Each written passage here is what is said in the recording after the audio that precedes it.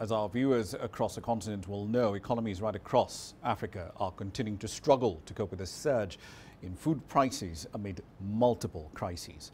The COVID-19 pandemic, of course, did cause significant job and income losses while putting supply chains under severe strain. Russia's invasion of Ukraine in February only added to the pressure by disrupting various supplies of grains like maize and wheat, sunflower oil as well, and natural gas too. It's a key ingredient in fertilizer manufacturing.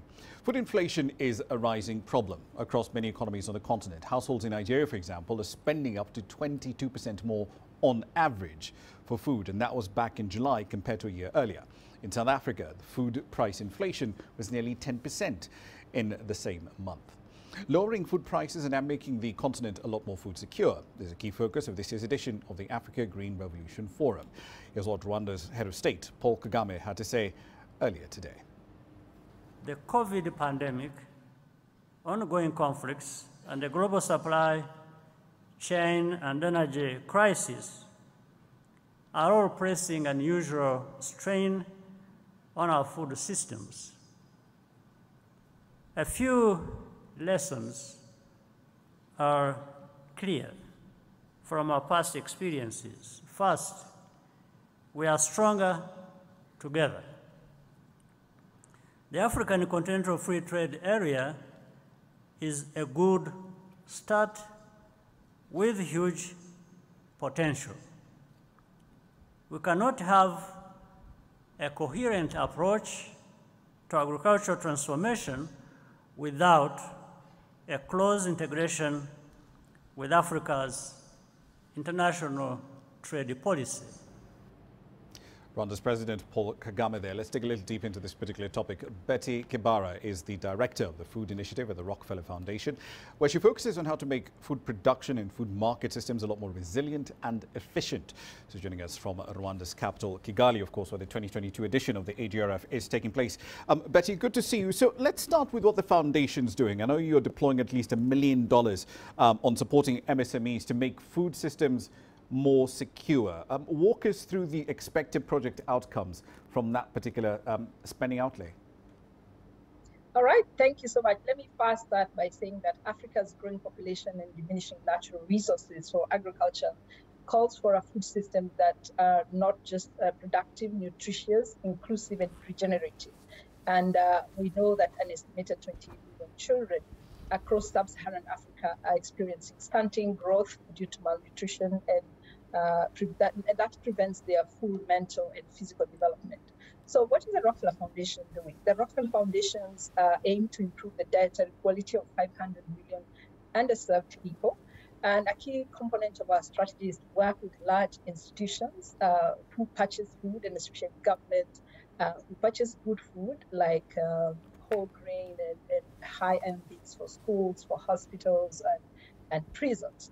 And we recognize that 80% of the food is actually produced and transported and sold through the SMEs.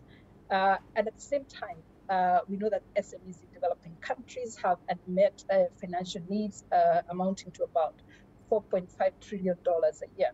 So last year, the Rockefeller Foundation launched a $5 million Good Food Innovation Fund to support SMEs to expand access to nutritious, more affordable food across the African continent, while at the same time mitigating against barriers such as high prices, as we just talked about, consumer preferences, and unfavorable policies. So this week at AGRF in Kigali, in Rwanda, we announced a $1 million award to 7 SMEs, and these SMEs are going to be receiving between $100,000 and $200,000 each, and also an additional technical assistance support to be able to access more affordable and nutritious food. And our expectation then is that these companies will expand production and processing of good food.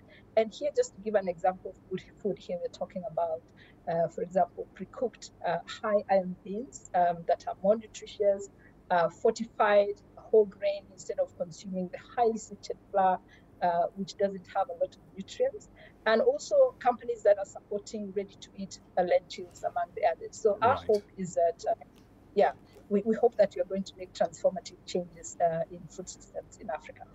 But speaking of food systems, you know, you look at the entire region, right? East Africa, Central Africa, West Africa, Southern Africa. A lot of those economies that we're talking about here have a big chunk of their GDP, a big chunk of their employment coming in from agriculture. And we just heard, you know, President Kagame talking about the need to essentially build market systems that work across the region, right? He talked about the African Continental Free Trade Area as one example. Yet we still see a lot of protectionism when it comes to agriculture. Kenya, for example, blocking eggs and milk from Uganda.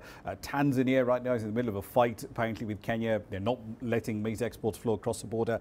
Why are these protectionist ideas still so prevalent? Yeah, of course, the governments have a dual role of protecting its farmers and consumers, and in some cases, protections exist to provide local industries with growth opportunities until they're able to compete. And, you know, they also support sometimes farmers to improve their production and processing efficiency. And I think for me, the key components which is missing when we have all these protectionist policies is the lack of data to enable governments to be very, very clear about, for example, the regional food balance, that the fact that if I'm Kenya and I don't have maize today, I don't necessarily need to ban, you know, import. I can, if I know very well about the amount of food which is in other countries, and we are also trying to promote regional trade, then we can be able to have the right data across the African continent.